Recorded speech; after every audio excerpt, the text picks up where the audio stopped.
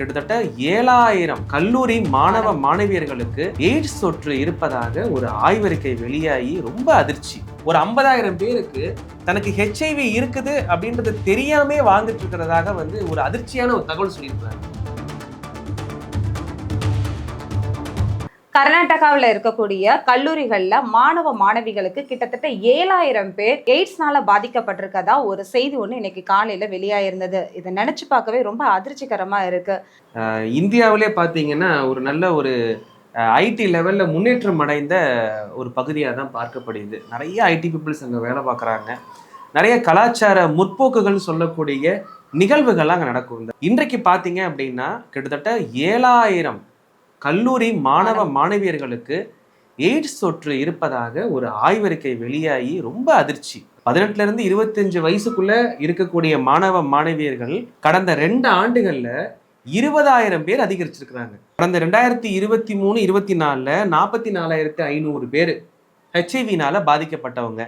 அதே இது இந்த 25-26 மட்டும் 66,600 பேர் கூடுதலாக பாதிப்படைச்சிருக்கிறாங்க அப்படின்ற ஒரு செய்தி ரொம்பவும் மோசமான செய்தியா தான் பார்க்க முடியும். முதல்ல எதனால பரவிக்கிட்டு வருது அப்படிங்கறது ஒரு முக்கியமான ஒரு இது. பொறியியல் கலை கல்லூரிகள்ல எல்லா மாணவர்களையும் ஆய்வுக்கு உட்படுத்தணும் அப்படின்னு சொல்லிட்டு அரசாங்கம் தெரிவிச்சிருக்கிறாங்க. கர்நாடகாவில் இருக்கக்கூடிய மக்கள் பொதுவா இருக்கக்கூடிய மக்களை கணக்கெடுத்து பார்த்திருக்காங்க. இந்த எய்ட்ஸ் ரிப்போர்ட் பார்க்கும்போது 2,60,000 மக்கள் பாதிக்கப்பட்டிருக்காங்க. இது பாத்தீங்கன்னா தேசிய அளவுல 3வது இடத்துக்கு கர்நாடகா போயிருக்கு. பாலியல் வியாதிகள்ல இருந்து பரவக்கூடிய ஒரு விஷயமா இருக்குமா, இல்ல போதைப் பொருள்ல இருந்து இந்த ஊசிகள் இருந்து பரவக்கூடியதா இருக்குமா, இல்ல வேற ஏதாவது காரணங்களா இருக்க முடியுமா? ஏன்னா சில செய்திகள்லாம் சமீபத்துல வெளியாச்சு. சில நபர்கள் திட்டமிட்டு சில பேர் எய்ட்ஸை பரப்புறாங்க அப்படின்ற மாதிரியான சில அது ஒரு சைக்கலாஜிக்கல்ல ஒரு டைப்பான ஒரு குணமானது. ஸோ அதற்கும் இதுக்கும் சம்பந்தம் இல்லைனாலுமே இது குறிப்பிட்டு மாணவ மாணவியர்கள் கர்நாடகாவில் வாழக்கூடிய இந்த மாணவ மாணவியர்கள் எய்ட்ஸ் தொற்று HIV தொற்று பாதிப்படைஞ்சது அப்படின்றது சத்தியமா ஏற்றுக்கொள்ள முடியாது. ஆரம்ப கட்ட அறிகுறிகளாக இருக்கிறப்ப அதற்கான முறையான சிகிச்சை எடுக்கணும்.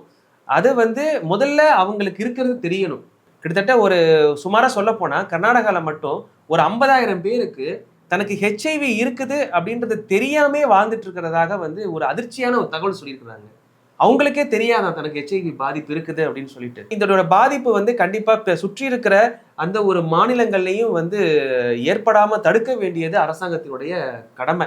இந்த கணக்கெடுப்பு எப்படி நடந்திருக்கும்? இப்ப ஒரே இடத்துல இருந்து இப்ப நிறைய பேர் வராங்க, அந்த இடத்துல நோய் பாதிப்பு அதிகமா இருக்கு, இந்த நோய்க்கான அறிகுறிகள் அதிகமா இருக்கு அப்படின்றப்ப தனி கவனம் செலுத்தி அதை முடுக்கி விட்டு அப்படி தொடர்ச்சியா கொண்டு போவாங்க. எடுத்த உடனே போய் ஒரு இந்த மாதிரி இருக்குது அப்படின்னு டிக்ளேர் பண்ண மாட்டாங்க. ஸோ இது பல கட்ட விசாரணைகளுக்கு அப்புறமா தான் இந்த அறிக்கையானது வெளியிடப்பட்டிருக்கு. இதை ரொம்ப சீரியஸா எடுத்துக்கணும். இதை அவ்வளவு சீக்கிரத்துல வெகுவா கடந்து போக முடியாது. தவறு செஞ்சு அதுல பாதிப்பு ஏற்பட்டா பரவாயில்ல, தவறு செய்யாம ஏதோ ஒரு சூழ்நிலைகள்ல அவங்களுக்கு அந்த பாதிப்பு ஏற்படுறது அப்படின்றப்ப அது யாராலையுமே ஏற்றுக்கொள்ள முடியாது. உரிய நடவடிக்கை கூடிய விரைவில் அரசாங்கம் எடுக்கணும், கண்டிப்பா எடுப்பாங்க.